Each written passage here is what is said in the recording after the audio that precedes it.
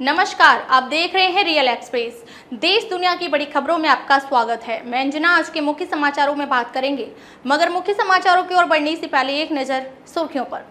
NDA और INDIA के लिए पहली बड़ी परीक्षा, 6 राज्यों के 7 सीटों पर उपचुनाव के नतीजे आज, जानिए सब कुछ।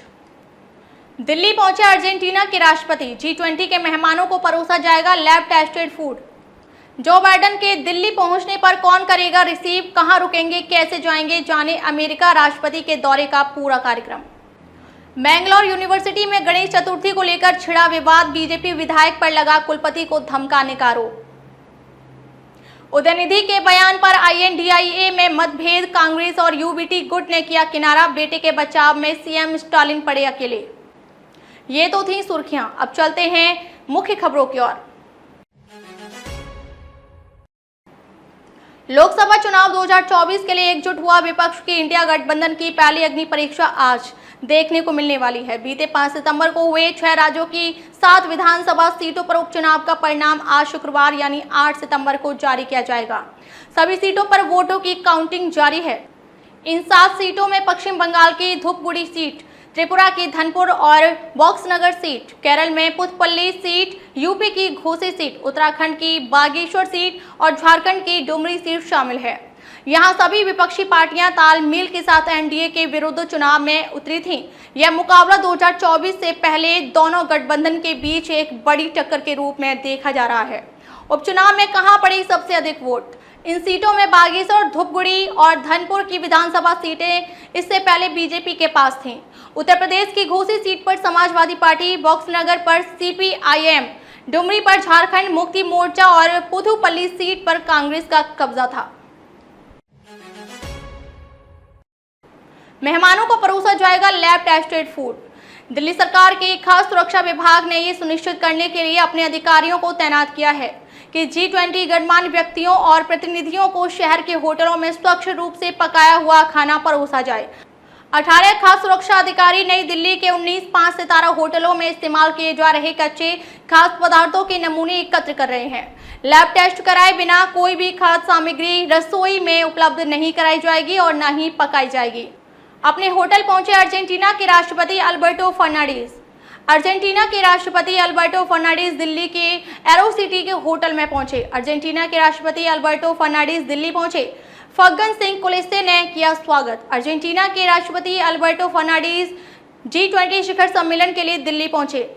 इस्पात एवं ग्रामीण विकास राज्य मंत्री फग्गन सिंह कुलस्ते ने उनका स्वागत किया।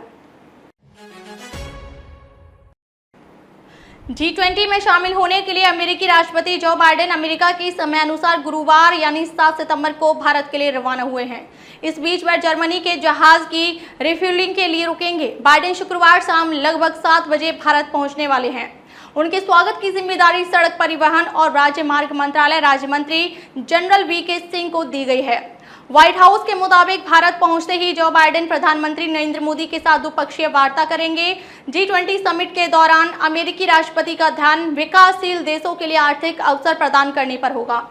इसके साथ ही जलवायु से लेकर प्रौद्योगिकी तक अमेरिकियों की प्राथमिकताओं पर भी उनका ध्यान रहेगा। वहीं बैठक में दोनों नेताओं की ओर से जून में प्रधानमंत्री मोदी की वॉशिंगटन की आधिकारिक यात्रा के दौरान लिए गए निर्णयों पर हुई प्रगति की समीक्षा करने की संभावना है।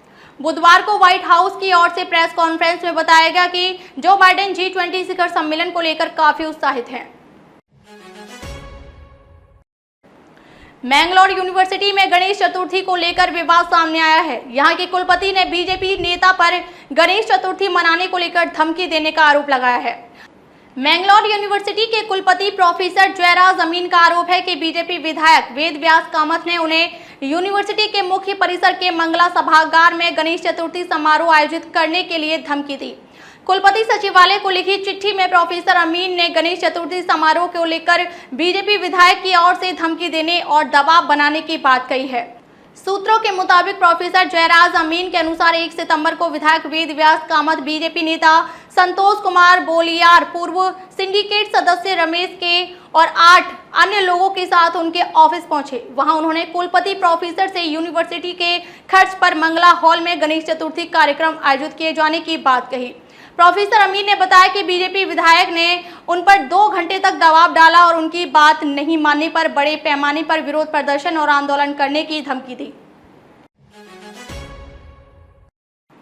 बीते हफ्ते शनिवार यानी 2 सितंबर को डीएमके नेता उदयनिधि स्टालिन ने सनातन धर्म मिटाने की बात की थी। डीएमके भी इंडिया गठबंधन का हिस्सा है। वीडियो वायरल होने के बाद उदयनिधि की चौतरफा आलोचना हो रही है। ऐसे में उद्धव बाला साहेब ठाकरे शिवसेना ने जहां उदयनिधि की आलोचना की है, तो वहीं कांग्रेस ने उनके बयान से किनारा कर लिया है। तो वहीं तमिलनाडु के सीएम अपने बेटे के बचाव में सामने आए हैं। यूबीटी शिवसेना के नेता संजय राउत ने कहा, उदयनिधि स्टालिन मंत्री हैं और उनके बयान का कोई भी समर्थन नहीं करेगा।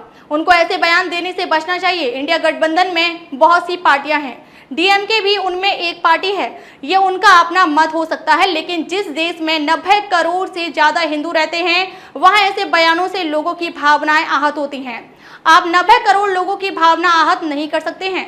कैसे लगे समाचार कमेंट करके जरूर बताएं। वीडियो पसंद आया हो तो लाइक कीजिए। देश और दुनिया की बड़ी खबर के साथ अपडेट रहने के लिए चैनल को सब्सक्राइब करें।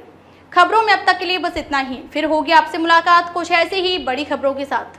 तब तक के लिए नमस्कार और देखते रहिए रियल एक्सप्रेस।